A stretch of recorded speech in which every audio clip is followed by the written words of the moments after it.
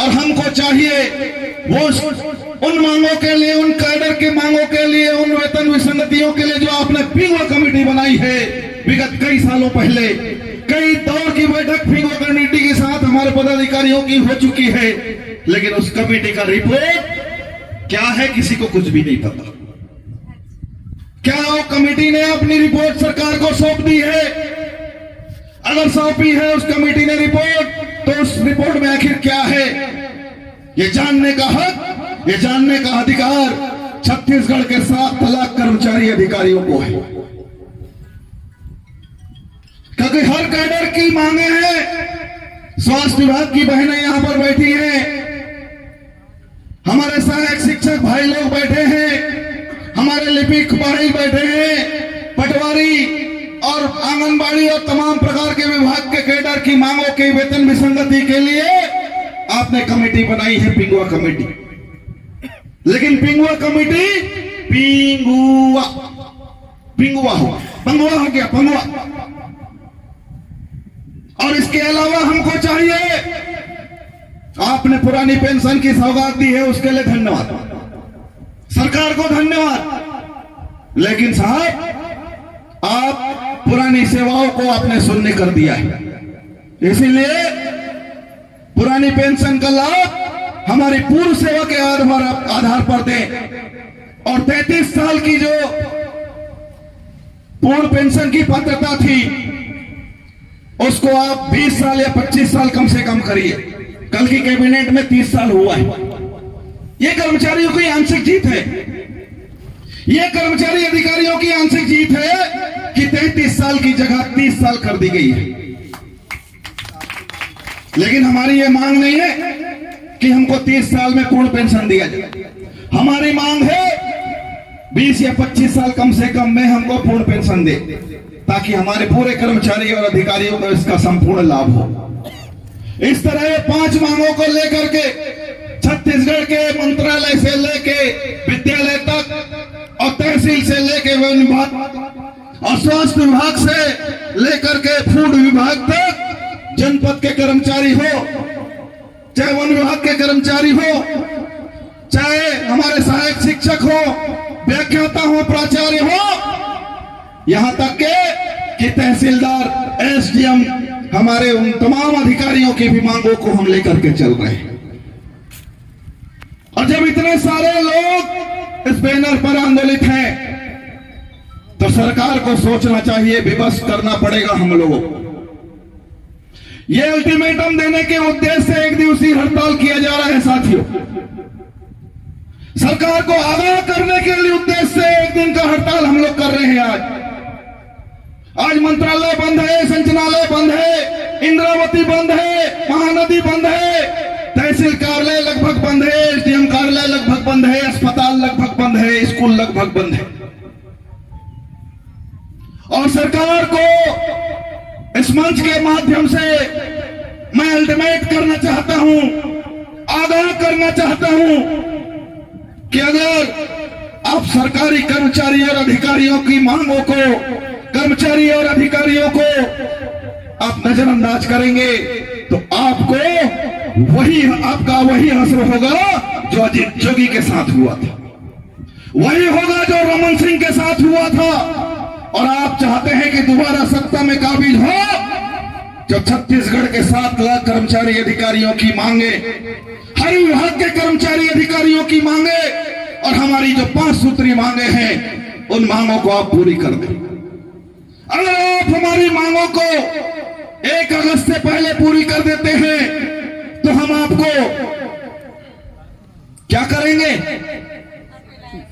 5 quintal का माला मैं खुद लेके जाऊंगा, मुख्यमंत्री को पहनाऊंगा।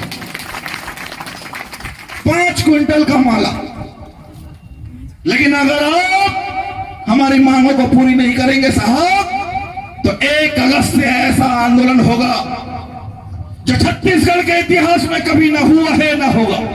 क्या आप लोग तैयार हैं? है तैयार? तैयार है। तो जोरदार नारा एक बार फिर से लगा दीजिए, जो सरकार निकम्मी है, सरकार बदलनी है। आवाज नहीं आ रही है पीछे वालों की तरफ से। जो सरकार निकम्मी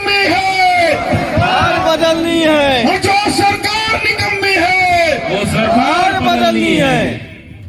और मुझे पूरा विश्वास है कि ये सरकार जब 1 अगस्त से पूरे कर्मचारी और अधिकारी अपने कार्यालय में ताला लगा देंगे तो आपको आपकी मांगे जरूर पूरी होंगी, मुझे पूरा विश्वास है। और जिस व्यक्ति को विश्वास रहता है वही आगे बढ़ता है। अपने मन में, अपने जान में, अपने जिगर में आपको विश्वास लेके चलना पड़ेगा। और विश्वास इस बात की होनी चाहिए कि 1 अगस्त से पहले आपकी मांग पूरी हो जाए, 1 अगस्त से पहले सारा मांगे पूरी हो जाए, क्योंकि हम भी नहीं चाहते कि छत्तीसगढ़ की जनता परेशान हो। हम भी नहीं चाहते कि छत्तीसगढ़ के नौनिहाल जिन्हें हम पढ़ाते हैं उनकी पढ़ाई प्रभावित हो।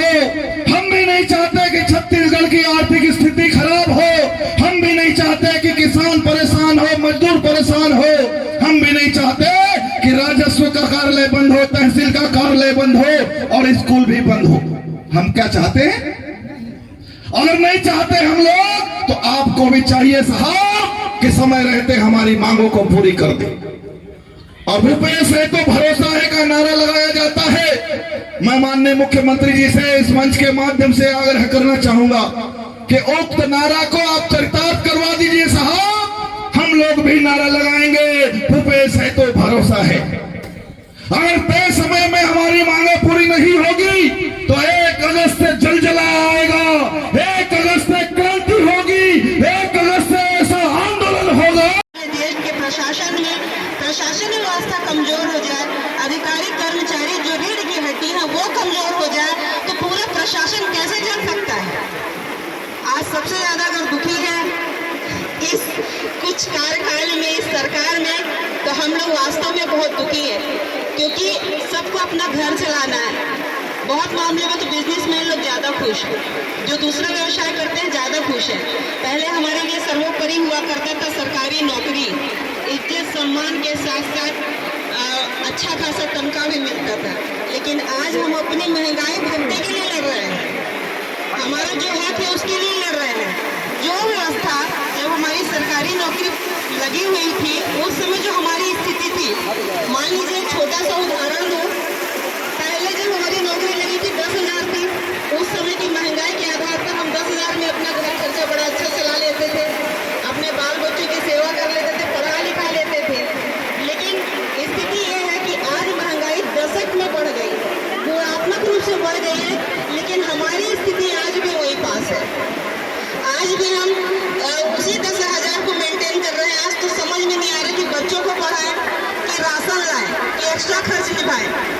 ये सारी छोटी छोटी चीजें जो दैनिक जीवन में हमको तकलीफ दे रहा है, बादल कुछ ज्यादा ही हो रहा है।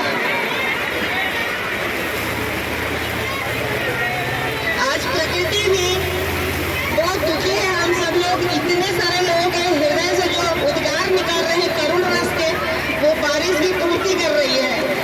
छलक नहीं पा रहा है, इसलिए बरसात छलका रहा है। तो मैं आप लोगों का ध्यान आकर्षित करना चाहती हूँ कि जैसे पहले जो हमारी स्थिति थी, आज भी वही स्थिति है। आज प्रत्येक घर में सरकारी नौकरी करने वाले अधिकारी कर्मचारी इज्जत सम्मान के साथ नहीं जी पा रहे, क्योंकि उसकी अर्थव्यवस्था, उसका घर का बजट पूरी तरीके से गड़बड़ाया है। जब व्यक्ति अपने घर की समस्याओं से निजात नहीं पाएगा, अपने घर की समस्याओं से नहीं उबर पाएगा, अपने आप से उबर नहीं पाएगा, तो शासन प्रशासन में हितग्राहियों की क्या कर पाएगा। सबसे बड़ी बात यह है। मैं आप लोग को एक छोटा सा उदाहरण देना चाहती हूँ। एक कंट्री थी, हमारे देश आजाद होने के बाद वो कंट्री बनी थी। वहाँ एक दो व्यक्ति है, उस व्यक्ति का मुझे नाम नहीं याद आ रहा है। जब उन्होंने देश की कमान संभाली थी तो वहाँ पास कुछ भी नहीं था। शायद वो इंडोनेशिया मलेशिया वाला एरिया है, 3 ओर से टापुओं से घिरा हुआ देश था। उस देश में कोई व्यवस्था नहीं थी। हमारा भारत तो फिर भी बहुत ज्यादा संपन्न राज्य है, प्राकृतिक रूप से, सांस्कृतिक रूप से, हर तरीके से। लेकिन वो देश केवल एक पड़ाव का, एक पर्यटन था। लेकिन वहाँ की जब सरकार, एक व्यक्ति ने उस देश की कमान संभाली तो सबसे पहले वहाँ के अधिकारियों कर्मचारियों को इतना वेतन दिया कि उनको ऊपर ये नीचे से बारे में सोचना ही ना पड़ा, भ्रष्टाचार कहीं आया ही नहीं। सबसे बड़ी बात यह है कि सरकार की व्यवस्था होती है कि एक अधिकारी को, एक कर्मचारियों को, अगर वो उसको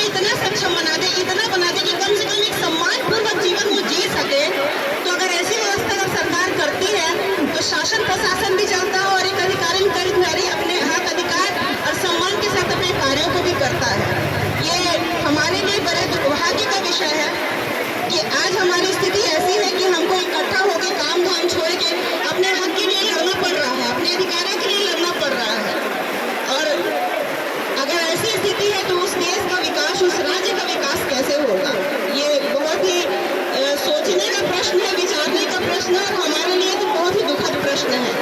तो अपने अधिकारों के लिए मैं तो आप लोग को इतना कहना चाहूंगी कि जब जब अपने अधिकार की बात आए तो अड़े रहो, चाहे कुछ भी हो जाए, हमेशा अपने अधिकारों के लिए, हक के लिए खड़े रहो, डटे रहो। हड़ताली एकता, हड़ताली एकता, हड़ताली एकता। मैं शासन से गुहार लगाती हूँ कि अगर राज्य का विकास करना है तो शासन प्रशासन की रीढ़ की हड्डी को आपको मजबूत करना होगा। अगर आप सुन रहे हैं तो प्रशासन की रीढ़ को